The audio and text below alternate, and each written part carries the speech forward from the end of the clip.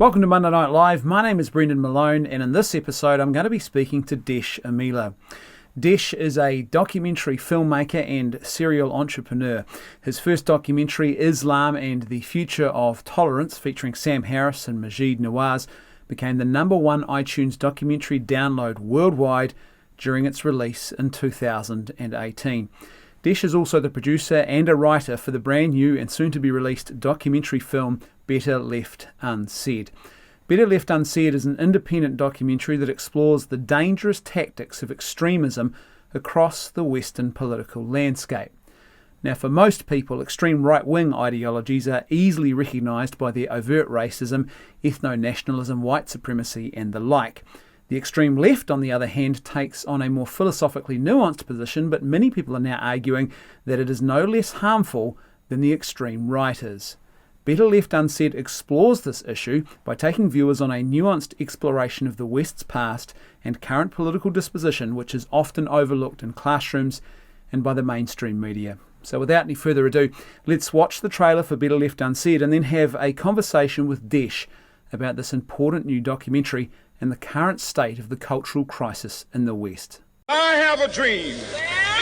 My 4 little children will not be judged by the color of their skin, but by the content of their character. You're a white male! You're white, you're still responsible!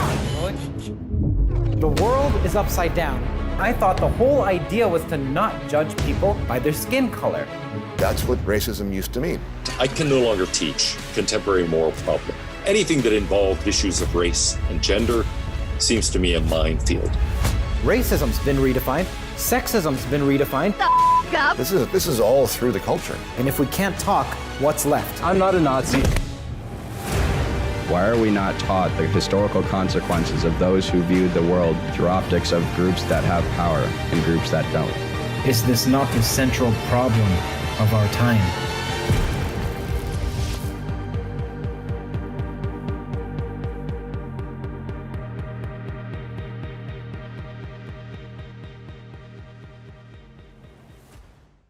Desh, thanks so much for being with us here today.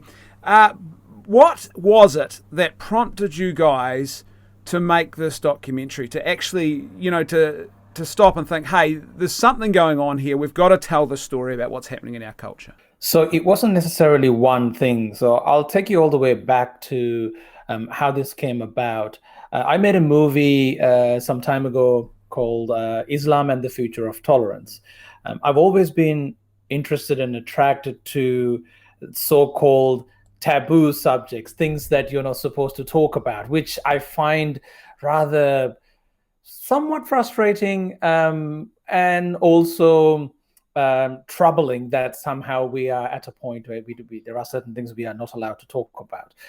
So that movie was made at a time where people told me that unless you have a death wish, do not touch that subject. Yeah. But I was compelled to see that the whole world was in two camps. One group didn't want to talk about it. The other group thought the entire world's problem was because of this one group of people.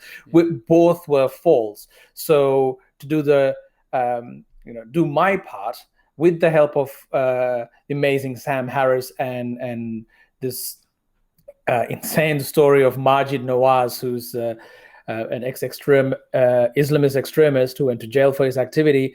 Based on we made a movie.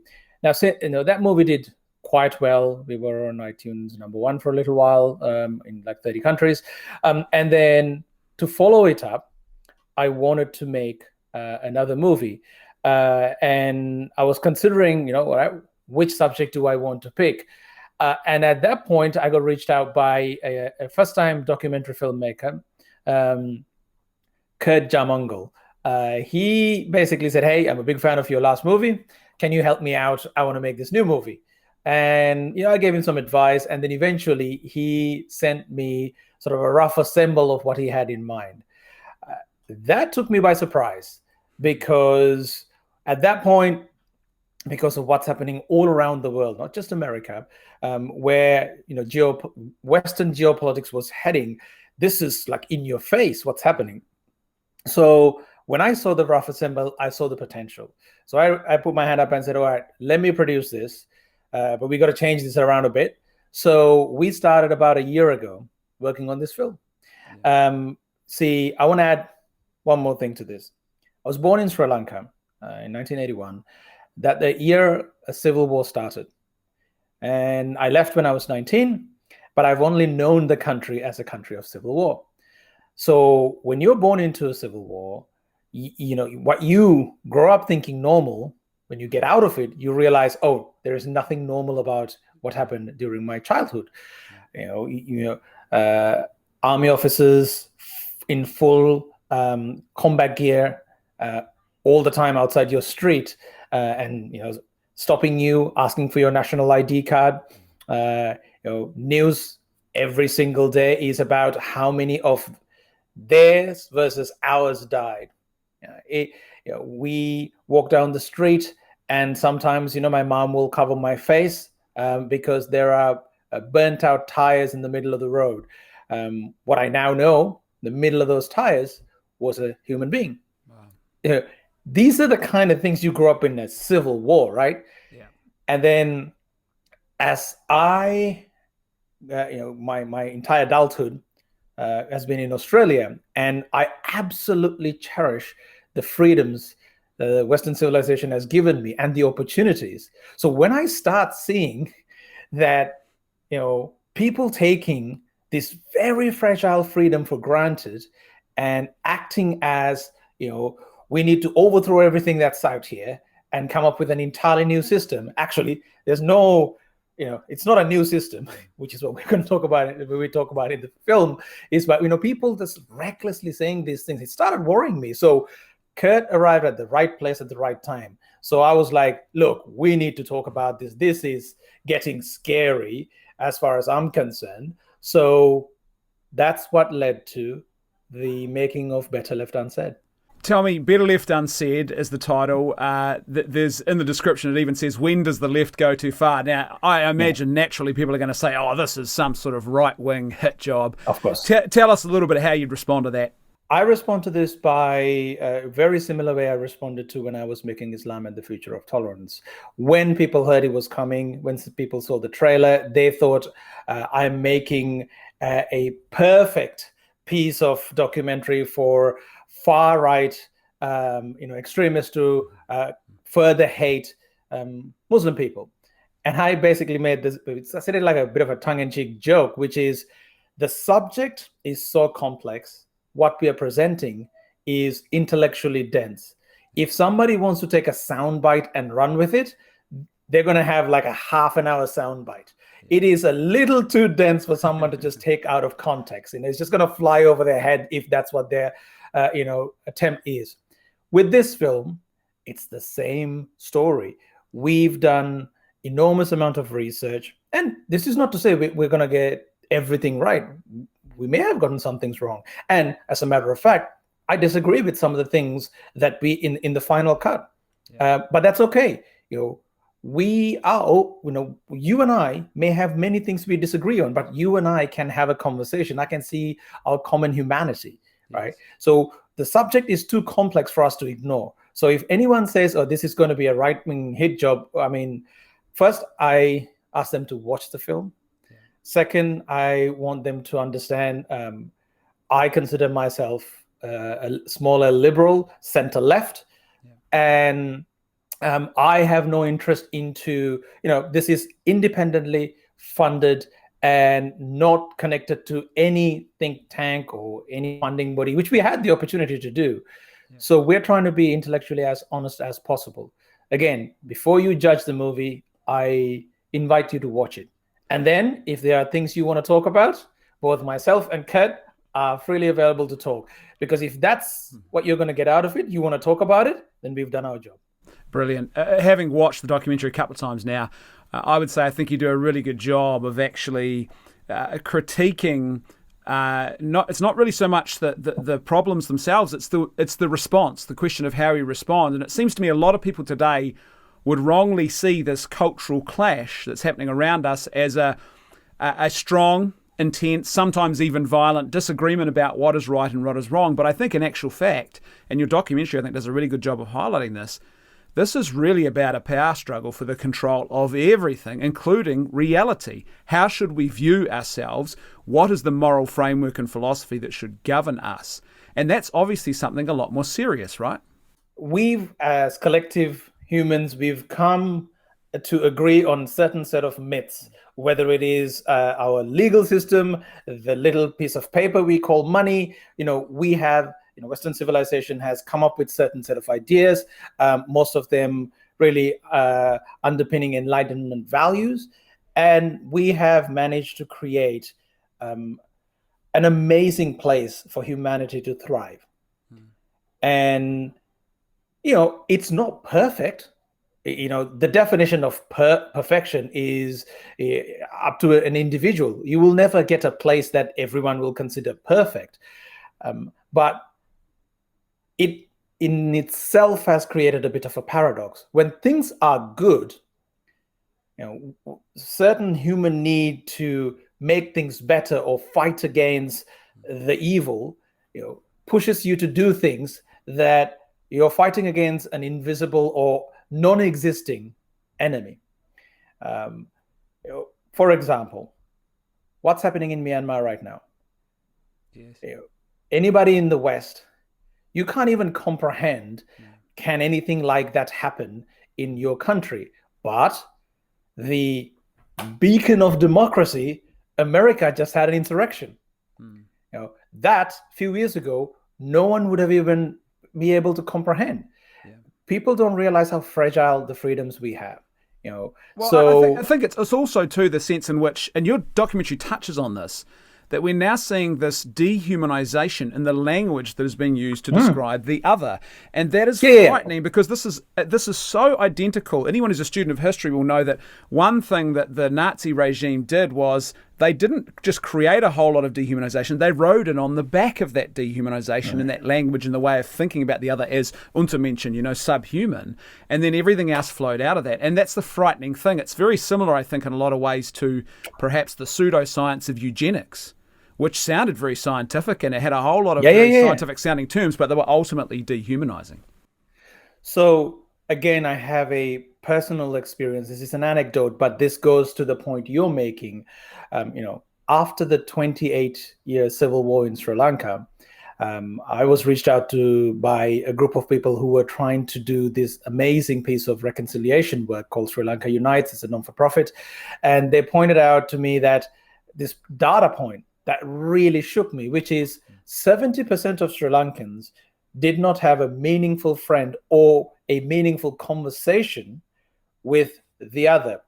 Wow. We're talking about 70% of Sinhalese people, roughly about 15 to 18% Tamil people. It was the Tamil Tigers versus the Sinhalese majority government that was at war with. So when that happened, and I thought for a second, wait, do I have any Tamil friends? And I realized I don't. Wow. How is that a thing? Like, I went to a school, we had a segregated Tamil section, but I don't have a friend. And I realized even unconsciously, I've otherized this group of people. So I end up doing a lot of work in Sri Lanka to my best ability. And the work required us bringing 500 youth leaders from all around the country to just interact with each other, play cricket, do things that they can identify with each other. They started very reluctantly, but they end up understanding and becoming best friends. And this is the thing, right? When you, in America especially, and I think this is not just American, many places in the world, your political opponent is somebody you despise so much. Americans, the Gallup poll last year or the year before showed that more Americans dislike the other side of the political aisle than any foreign disliking they might even have. It goes more than ISIS. I mean, that's is insane. Yeah. How is that? You cannot, one half of your country is your enemy. That is a recipe for disaster. One of the big things you focus on is the imposition of cultural Marxism, really through critical race theory, critical gender theory, critical theory in general, the Frankfurt School, etc. And you do a really great job of unpacking and explaining the history of that and what the ideology actually is. But it seems to me also there's another factor here, and this is something Tamir Kuran has talked about. I know Václav Havel, the famous Czechoslovakian statesman who lived and survived, Soviet communism, they talked about this idea of private preferences and public preferences. And Václav Havel had this famous story about the greengrocer who has a sign up in his shop that says support the party, the Communist Party, but then in private he believes something completely different, doesn't support the party at all. But what he does is in public he says those things just to get along, go along to get along. And it seems to me there's a problem here with the silence of a large majority of good people who just maybe don't know how to respond, who are afraid to respond, so they just sort of go along with these things, and it's just helping that ideology to entrench. Would you think that's a fair assessment? Yeah, absolutely. I think it is a very fair assessment. But there's also, one needs to understand, again, I'm going to go back to my last film. We drove this home in Islam and the Future of Tolerance, because, when you look at global Muslim population as one group of people, you miss the point. So at the core of that issue were the jihadists. On top of that, there was a group called Islamist. But what made most of them work was another group, conservative Muslims, who doesn't necessarily agree with, say, a jihadist activity, but understood the context where what they're using from the Quran to, so there was a certain understanding they had. Okay, so this is happening in the context of this. I kind of can see it. So they kind of let it be because no one was publicly speaking about it. Now, with Marxism and postmodernism inspired Marxism, it is now in the popular vernacular because Hollywood and number of influential people have decided it's a cool thing to do. So you're talking about it. It's like, here are a new set of progressive ideas that is fantastic for humanity. Because, these ideas, they come from a political underpinning. So they sound amazing and academic, but they're not. They are quite terrible ideas. But as these ideas become more and more popular, and people who haven't looked through the history of where did they come from, how did this social experiment worked out last time or the last 5-6 times? They don't look at it because, hey, the largest microphones in the world are, putting this with a little ribbon on top. So you just let it on. Oh yeah, this sounds like a great idea. So you don't really talk about it, and that's the danger of some of these ideas, because if they enter popular culture as great ideas, then politicians ultimately react to what they perceive to be what majority of people want or a certain voting bloc wants, right? So if they feel like, hey, this large group of people think this is a fantastic idea, I like to stay in power, so I'm just going to go along with it. It's interesting, and I think one thing that's great about your documentary too is I think really exposing perhaps, I guess, how deep, how long this has been going on, and I guess the scope of it, because you mentioned the Capitol Hill riots before, and I look at that incident, and one thing definitely for me that I saw in that was that it really exposed in many ways how the far left is actually a lot more dangerous than the far right. So the far right organise an event, according to the evidence that's now before us, to storm the Capitol. It lasts a few hours. There are deaths, but it ends relatively quickly. It's completely disorganised. But what you see in this documentary and what you see with the far left is very much a very well-oiled, well-organised and well-entrenched political and activist machine that is really playing for keeps, right? They're not mucking around at all. Well, we have to be careful when we talk about these issues. The reason I say this is, if you look at most available data points from intelligence agencies, and they've been saying this for quite a while now. Strangely, ISIS inspired strategies of far-right groups, pose a much larger and organized threat than anything that's out there. This is not to say Portland style, sustained, well organized, far left campaigns don't exist. You're right. The insurrection at the Capitol Hill was anything but organized. I mean, once they got to the main halls, it looked like they didn't have a plan. They were surprised. They seemed to be surprised they managed to get there, most of the people. And then from there on, they were like, all right, I'm just going to sit here. I'm just going to say a few random things, or I'm just going to take a photo. Like, it didn't look very organized. But I don't think one should take that as evidence that there isn't any organization for much worse things happening from the far right. For example, there was the kidnapped attempt. Now, I agree, not everyone on that list were far right. Some of them were, I think one or two were far left anarchists who support Bernie. But overall principle of overthrowing governments seem to be a thing that both extremes want. There is, to the point that you're trying to make, the point that we made in the movie is about how academia has played a role in presenting far left ideologies as somehow academically sound ground to build on. Yep. And then from there, a certain portion has taken it to the next level by really well being organized. At the end of the day, in a free and fair democratic country, one should be able to protest. Yeah. One should be able to say almost anything. I mean, I may not agree with you, but I should be okay for you to say anything you want as an idea, as long as it's not going to incite violence, right? You should be able to say whatever you want. And I then have the opportunity to use my voice to say, if I disagree with you, here's why I disagree. And here, I should be able to dismantle you if my idea is better. That is what should happen.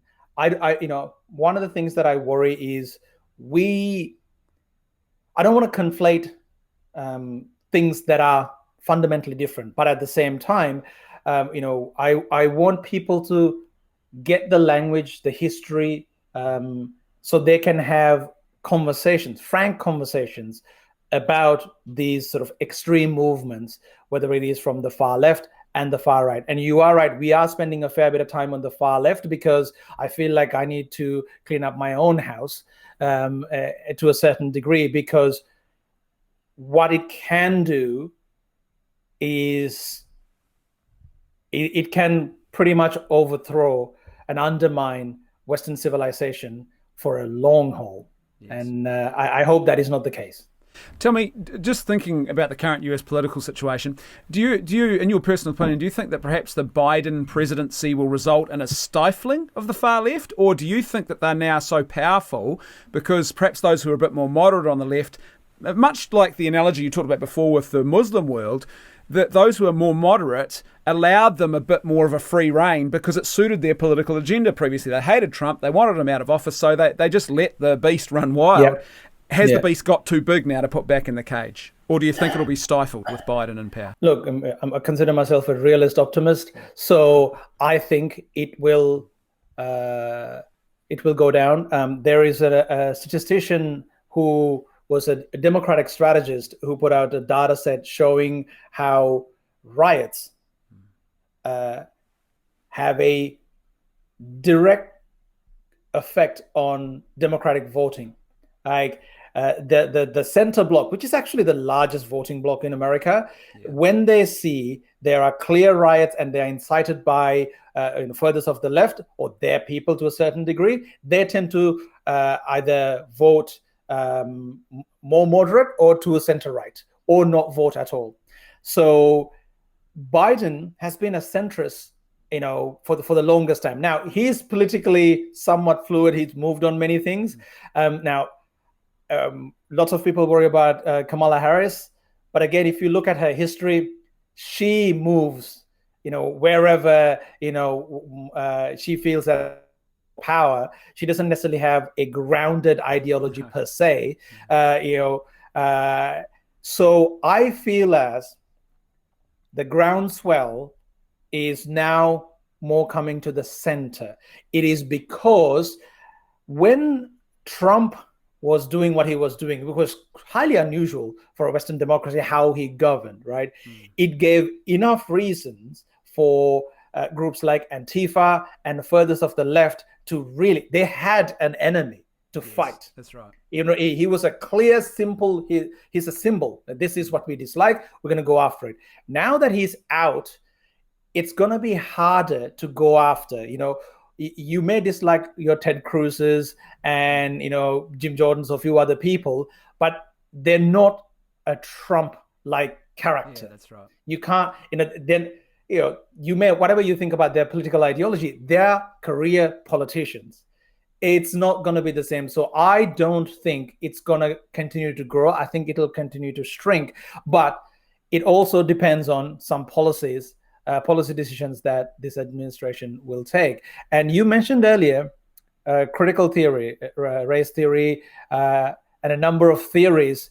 Now, I hope in the next few years, they soundly, they're already getting massively criticized, but I feel like some people are still on that bandwagon. I heard Netflix is doing a video series or a documentary series with Ibram X. Kendi, based on CRT. For your listeners who are not familiar with it, let's just say it's the opposite of Martin Luther King Jr. wanted. It is really seeing people's color and then making decisions based on that. It's not a progressive. If anyone thinks it's a progressive movement, they've completely misunderstood what that word means. So I hope more and more people openly, just like we're doing, talk about it, point out why it is a terrible idea, and then soundly more nuanced and colorblind-led ideas become popular. And that is how I think this whole idea of the big shift towards the fathers of the left, the momentum they've gained, it will slowly come down. You've mentioned it already, but how important is the free speech debate currently going on in your mind?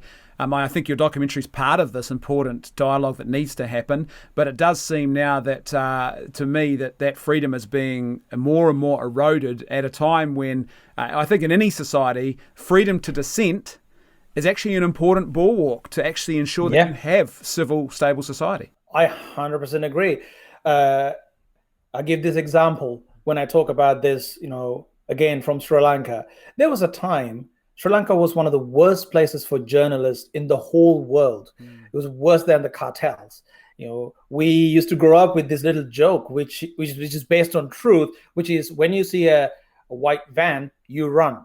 Basically, a van will arrive and then somebody will be abducted and then you never see or hear of them again. And mostly people who had a large voice or journalists. My dad was in hiding for a couple of years. I only found out recently because I didn't know he was gone for a few years.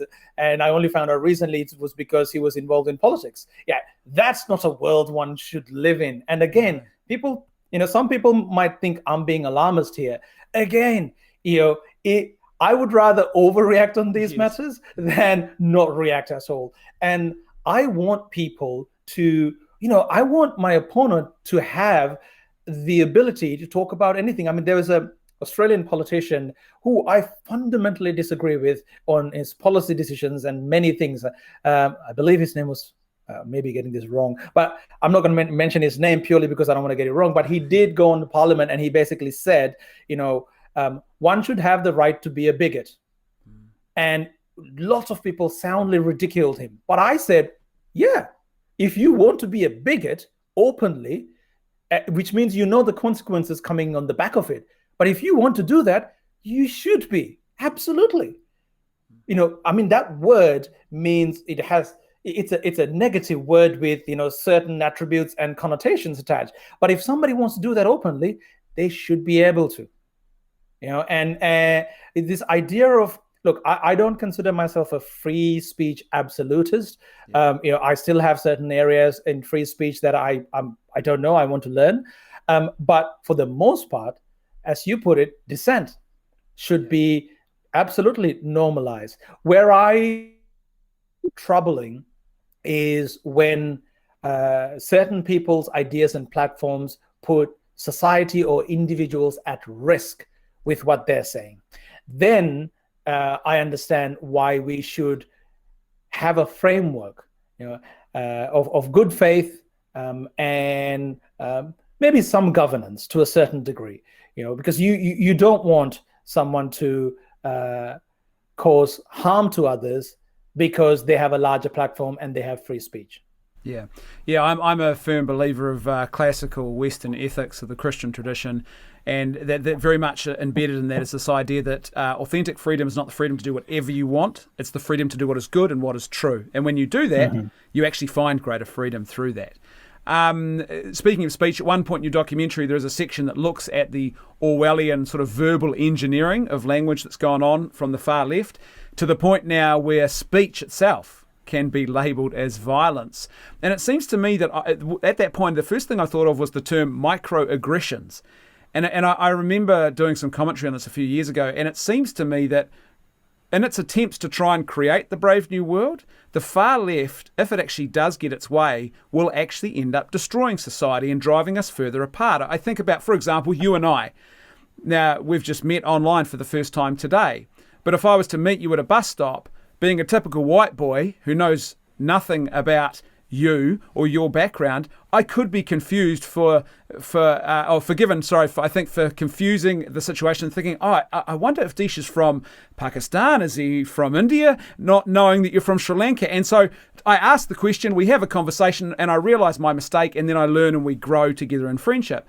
But the far left would say, well, no, even to ask that question, where are you from, is a form of violence, a form of microaggression, and it just drives us apart to where we can't, it seems, how do we even have a basic friendship where we begin to dialogue and learn about each other if speech becomes violence in that way? Hollywood has done an amazing job of painting, this black and white image of good, bad, right? Yeah, so when there is lack of real violence in the West, has then moved people to judge the world through that lens. Again, coming from where I came from and the experiences, when people use terms like civil war, Trump is Hitler, I scratch my head saying, it's so far removed from reality. You kind of take away the importance of some of those words. And then because there isn't anything to fight against, there is this inherent need for this movement to create conflict. So they see they see the world through a lens of race. They see the world through a lens of oppressor versus oppressed. I am considered obviously brown, and there are certain things that I will get a pass because I'm brown. Yeah. But I don't want that pass. I don't consider myself, if there was a time that I did find the question from somebody in Australia, where you're from, troubling. But then I thought about it. I'm like, why does it trouble me?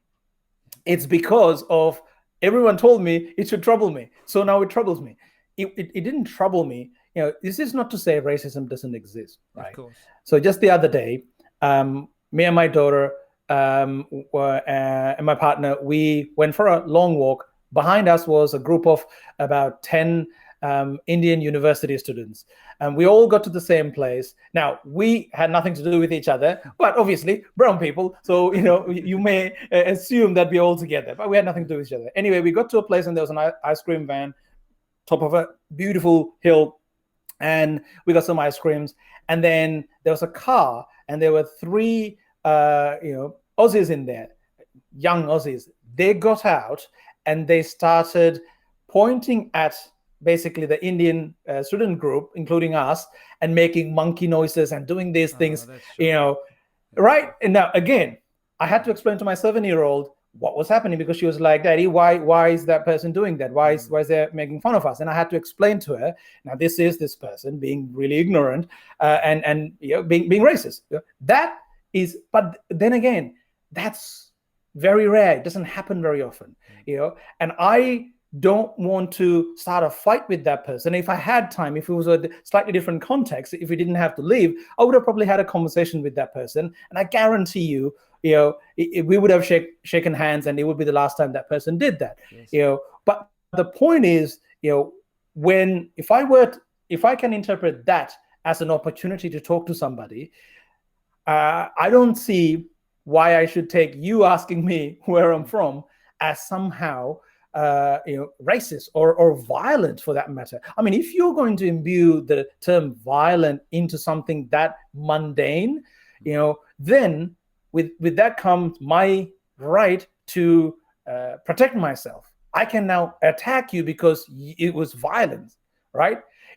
This is really going down a dangerous path. This gives people the reason to go after people who have only used words with violent means, because now we are interpreting what you said as a violent thing. And, you asking that question is somehow a racist thing. Now, I want to mention one thing, actually two things.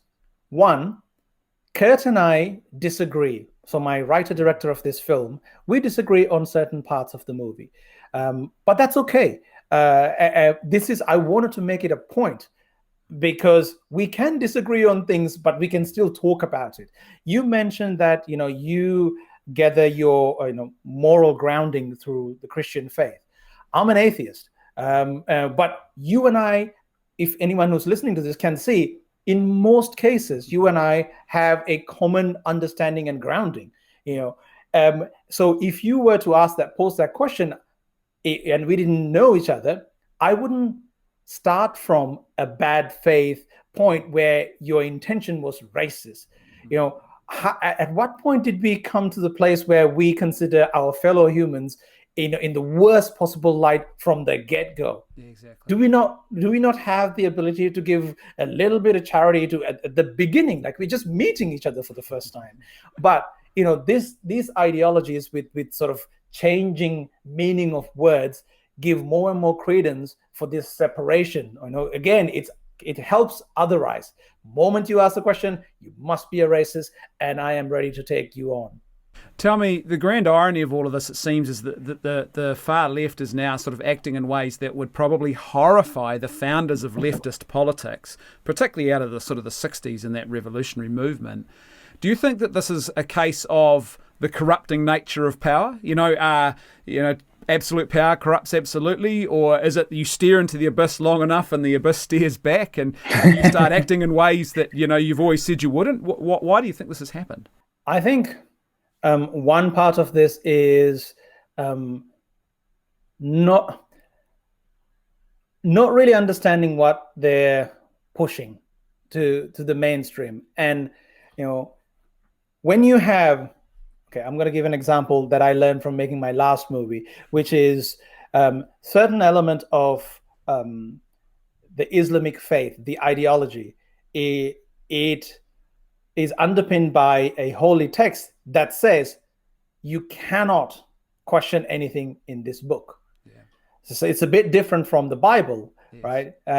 With this one, it clearly says, even the first part of this book can be changed in the later part of the book, but you cannot question.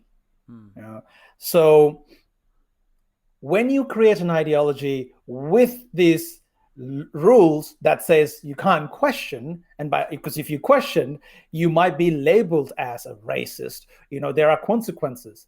So the problem that I see for a lot of people on the far left, how they're in this sort of hamster wheel, is they can't get out of it, because if they do, they will be accused, because the rules, somewhat unwritten rules, tell them what can and can't be done. So I recently saw, I forgot his name, this I think New York Times, an American journalist who spent almost a year and a bit saying cancel culture does not exist, and ironically just got fired from his job for something. I mean, this keeps happening, and all of a sudden he can, it's there for him. It's taken his job, and so I think it is, big. Ayaan Hirsi Ali called this bigotry of low expectation. You set certain guidelines for one group of people and set another bar, a set of guidelines a bit lower than the other guideline for another group of people. But here's the ironic thing: it comes from a good place. So with regards to your comment of, is it about power? I don't think for majority of them it is about power. I think for majority of them it is about a misguided idea of purpose and a misguided idea of protecting the vulnerable, the minorities. It is, again, not realizing what they are doing is ultimately and in the long term is going to hurt those minorities. But that needs to be presented, like hammered home, like that's why we made the movie. Let's talk a little bit about moving forward. I mean, it's one thing to make a documentary and say, hey, here's the problem. But then there's got to be a point at which we start a dialogue about, well, how do we progress forward? And I think you and I are part of today, a part of that. Lots of other people too, having these sorts of conversations is.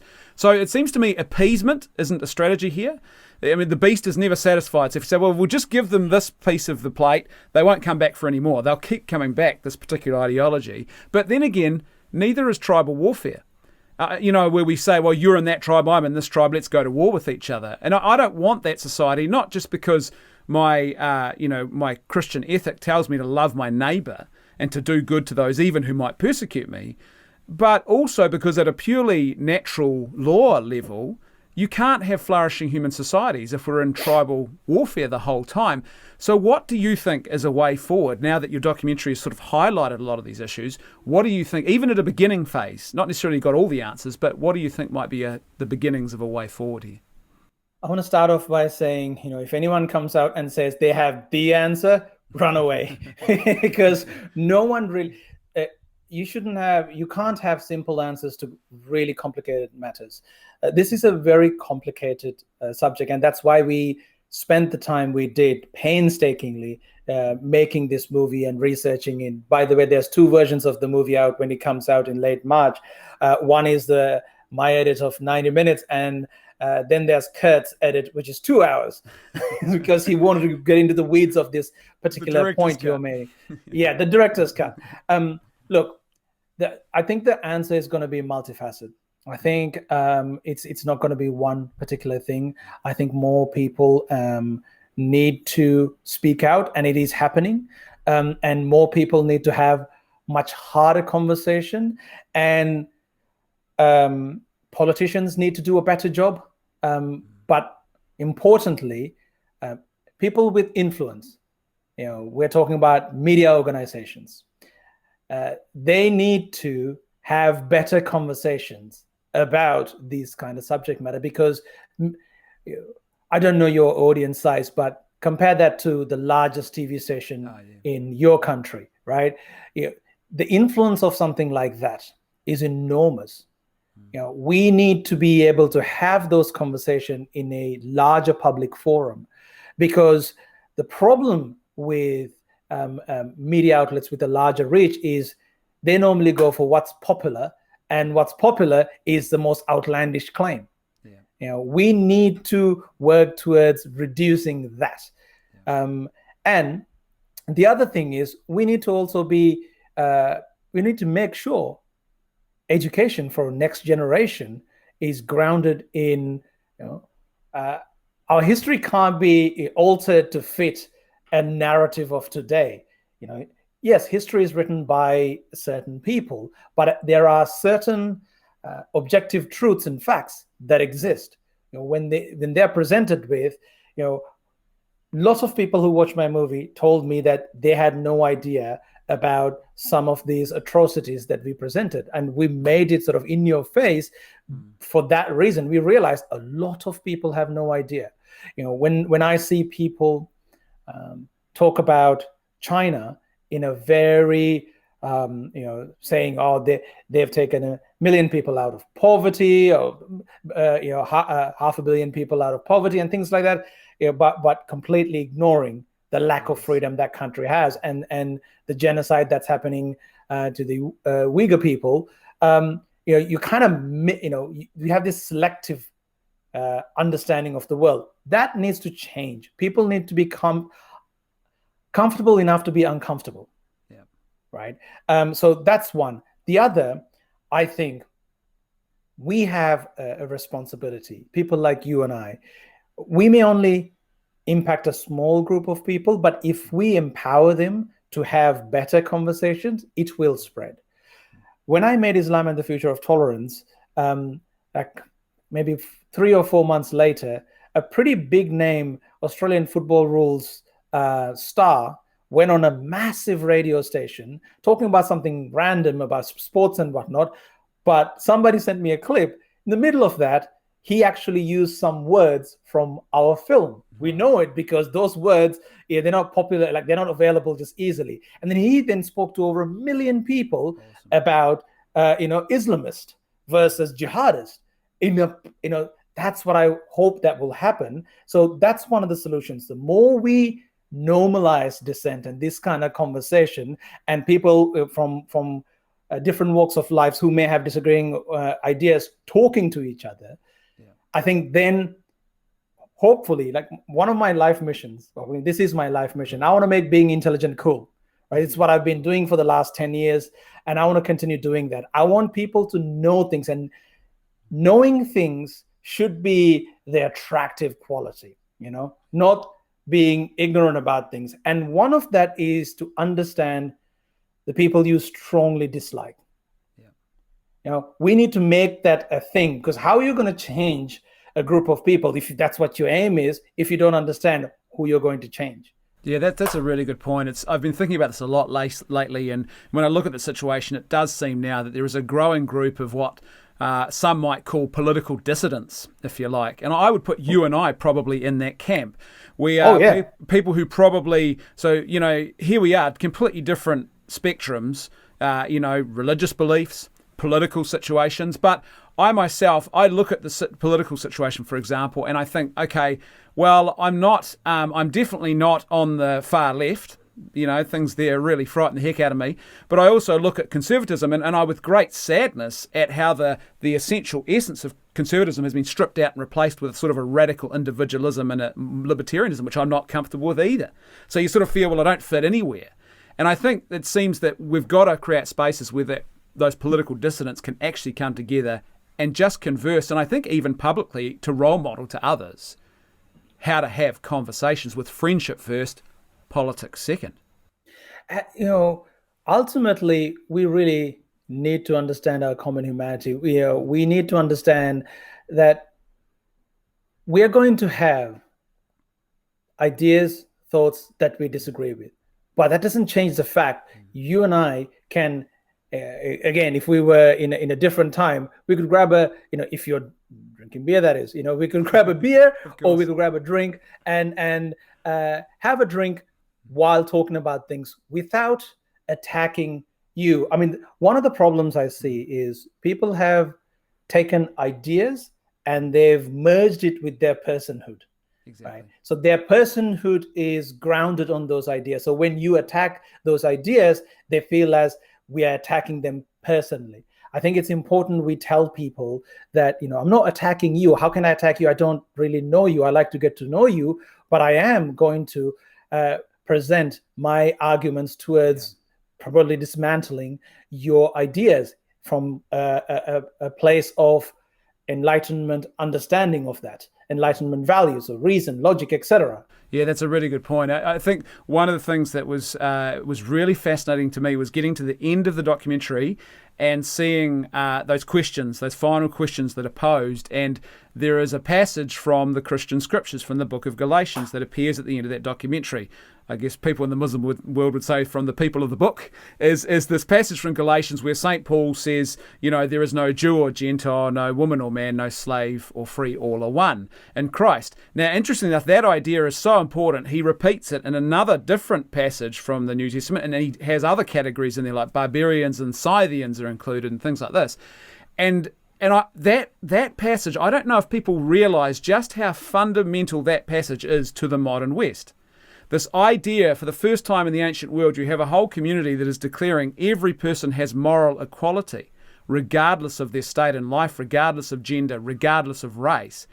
That is a game changer. And I think this is one of the things that's so fascinating is your documentary ends almost where you could start a whole nother conversation about, and this is the most pressing question of our age in many ways in the West, have we lost our identity? Has Nietzsche's nightmare come true where, we've killed God, God is dead because we've killed him, and now where do we find our moral framework and our vision of reality? Because Christianity, it seems, gave us that common vision of humanity, in the West anyway, where we said, that the differences aren't as important as our common core humanity, and Martin Luther King expounded that. But is this something that troubles you, that the new civil rights movement, if you like, a lot of it has been, I would call it, corrupted by a very militaristic us versus them, tribal, and very sort of, it seems to be a struggle for power now, rather than how do we reduce and limit political identity and come together as one?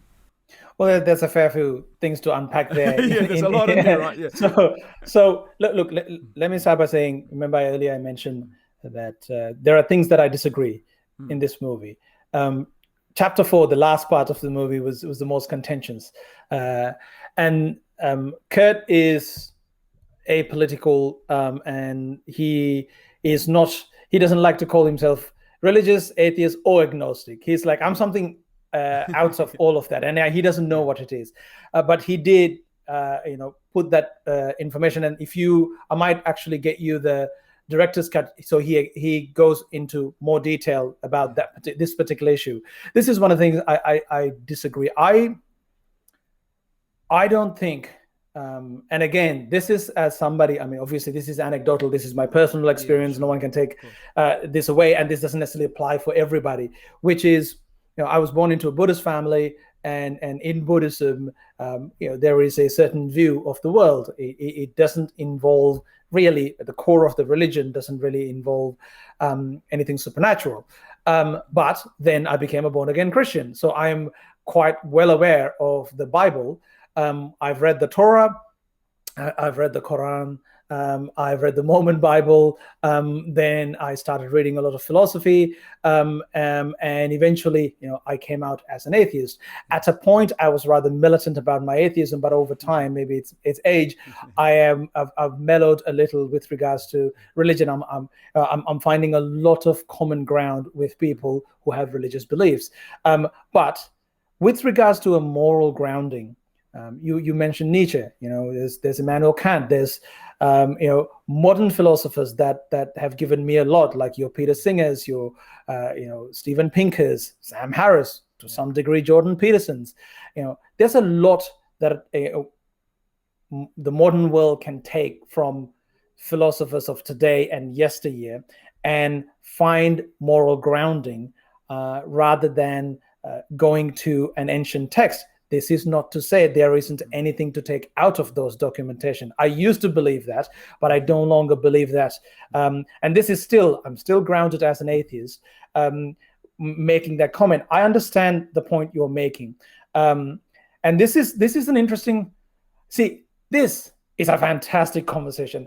I would love to see, the left and the right fight over, our moral grounding. How do we move forward? I want to have this conversation rather than worrying about insurrections here and cities being taken over by Antifa, etc. Right? Because look, there aren't clear answers. I don't consider myself to be a philosopher.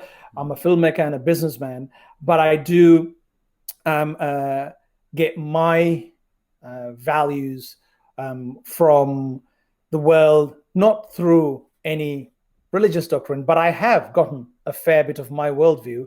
I have to admit it now, because I have a very centrist view, and that comes from, I know, from Buddhism, for me.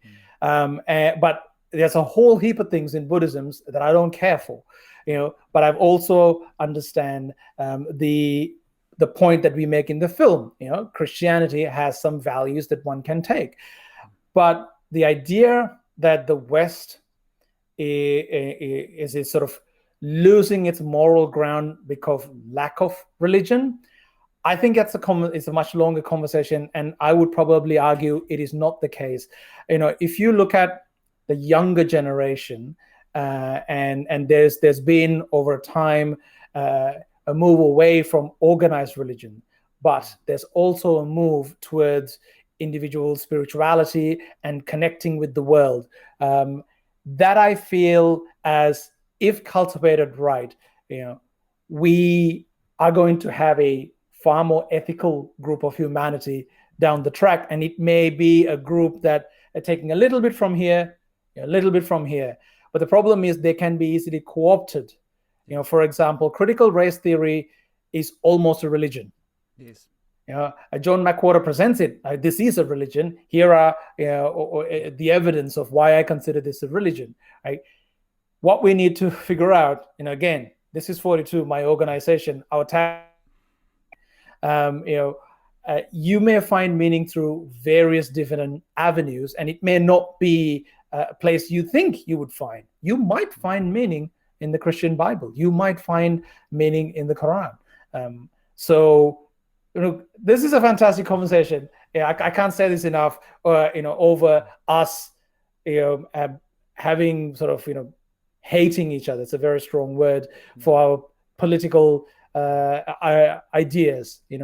So I don't know. I really don't know a specific answer, but I think really to conclude, I think there's a lot we can learn from each other.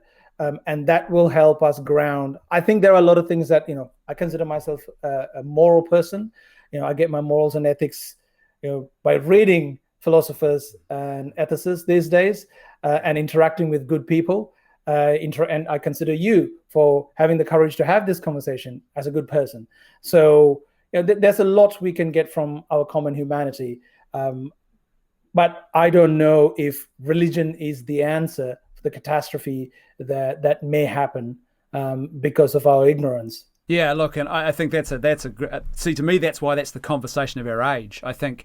And from my reading of philosophy and history and thinkers, both secular and theist and religious and across the spectrum, is that, even as we're having this dialogue, we're talking about, for example, critical theory, and you keep referring to the common humanity, which I absolutely agree with and embrace. And the reason I have that common humanity, I would argue the West has that vision, is because of this idea of this very Christian concept of every individual being sacred, made in the image of God, and carrying a dignity within them that must always be respected. Now, that doesn't mean that Christianity has always been perfect, or the West by any means has not had its moral failings along that journey. But I think that really is the question of our age. Now that we're pushing away from that, we're moving into this sort of post-Enlightenment and what we've embraced from the Enlightenment. We're now at a phase where perhaps the question is starting to be asked: is it working as would have hoped? Can we have a purely scientific worldview, a pure humanism, if you like, devoid of something deeper? I think that's where guys like Peterson and others are starting to ask some of those big questions. Yeah, no, I understand. I mean, look, I want to add one thing there. Some of the values that you've mentioned, you attributed to Christianity. Understand, those values predates Christianity. If you look at, again, I'm not a Hindu, but if you look at the pure version, of the Vedas, they talk about how that's why they can co-opt every god into their god, because that religion is written in a way that God appears in various iterations. For them, Jesus is another iteration of their God. Buddha is one. Allah is one.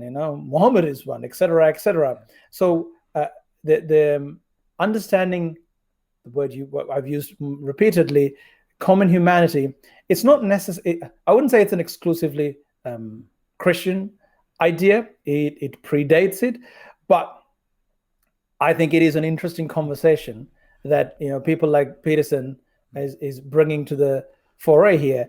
I am more of the school of Sam Harris, where I do think reason and logic can explain, our moral grounding. And I'm again, a big fan of people like Peter Singer, who is, for your audience who are not familiar with him, is an ethicist who talk about where ethics come from. So again, these are intellectual learnings that will result in us finding the solution, but we shouldn't discount and this is where one of the things that Kurt and I fundamentally disagree. Kurt strongly believes we need some of these ancient myths to shape our world of tomorrow. I think we can take some learnings from it, but I think those myths have had its day, and we need. And again, I hope I'm not offending you by using the term myth. No, not at all. Because no, not at all. I'm not only am I Irish, so I enjoy a good conversational stoush. I'm from the Catholic tradition, and very much there's a real philosophical and deep intellectual grounding to those concepts. Yes. We don't see them as an insult at all. Yeah. So when I think I have this story I tell. I'm sure I picked it up at some point. Somebody told me it's like there was a point where the dark, and the only person who knew how to get around was a blind man. And we used the blind man to get around the city because the blind man knew exactly where things were. And now we have light, and I consider light to be science, reason, and enlightenment values. We need to look after the old man, but we don't necessarily need the old man to get around. That's how I see. That's great. And as a theist, I would take that and I would co-opt it for my own purposes, and I would say that the blind man was the reason you have the light. So that without the blind man, what happens? You know what I mean? No. You're absolutely right. And that's the beauty of this. I love this dialogue. I think it's great. You are absolutely right. And this is something people forget, right? Yeah. Religion was our original science, and people don't give religion that respect. This is how we understood the world, right? Yeah. Absolutely. Well, it's also even that the Christian view, for example, of God being separate from his creation, all of a sudden, very quickly, science springs out of that, because science becomes an act of worship, if you like, within the Christian view of the world in reality, where to learn more about the creation is actually a form of devotion, and you can study creation without fear of being blasphemous. Now, as I said, there's been imperfections and mistakes made along the way, but it creates the pathway that gives rise to Francis Bacon. And so on. It's without that first step, you don't get the second. Look, again, the religious conversation. I love this. This is fantastic. I'm glad that we got to this point, because this is one of the things that I want people to have. Yeah. Because as I said, this part of the movie I somewhat disagree, but one of the things I want people to get out of it is this. You watch the movie, you talk about the political issues, but then you get to the philosophical conversation. Yes. How do we fix this? And this is how we are eventually we need to have these conversations. It's either conversation or violence, right? And these conversations will result in ultimately policies to govern our civilization. This is a civilizational issue. And how we make decisions based on these conversations is going to decide humanity's future. Exactly. Very, very well said. On that note, because I think Better Left Unsaid is an important part of that dialogue, where is it available? How do people watch it? You've mentioned already there's 2 versions. So how do people get a hold of it and watch it for themselves, Desh? So right now we're waiting for the gods at Apple and Google and Amazon to tell us when they will put it live. The hints we've gotten so far, it looks like by the end of March 2021. Wait, we are on 2021. Yes, that is the thing. That's right. Yeah. So basically, we survived, right? I would say last week of March, the movie will be available on iTunes, Amazon Prime, and Google Play. But at the same time, the director's cut will be exclusively available at betterleftunsaidfilm.com. And I will let you know as soon as the film is actually available, so you can probably update something on the description for your listeners. But yeah, Better Left Unsaid Film is where you can find more information. Desh, if people want to watch your previous film, they want to follow you and your work, can they do that on socials anywhere? How do they do that? I am at Desh_Amila on Twitter. I try to stay a little bit away from social media these days for just my sanity. But you can reach out to me. I'm at deshamila.com. My last film, Islam and the Future of Tolerance, is available for free at Amazon Prime now. If you're a Prime member, that is. It's also available on iTunes and Google Play and Vudu and pretty much all where streaming content is available. It is not on Netflix, unfortunately. Again, thank you so much for taking the time, mate. I appreciate it. It was a fantastic conversation. I look forward to probably coming back and having a conversation just about religion down the track.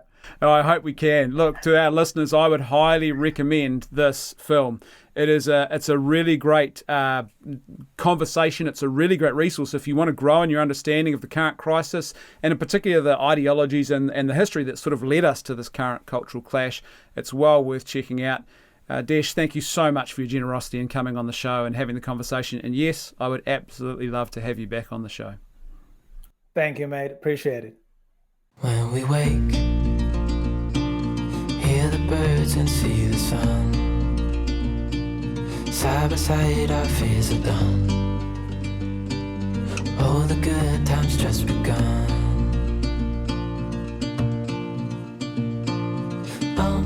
We know what we have, let's hold on tight. Found what we're looking for in life. Call us crazy, but things are finally right. With you and I, the future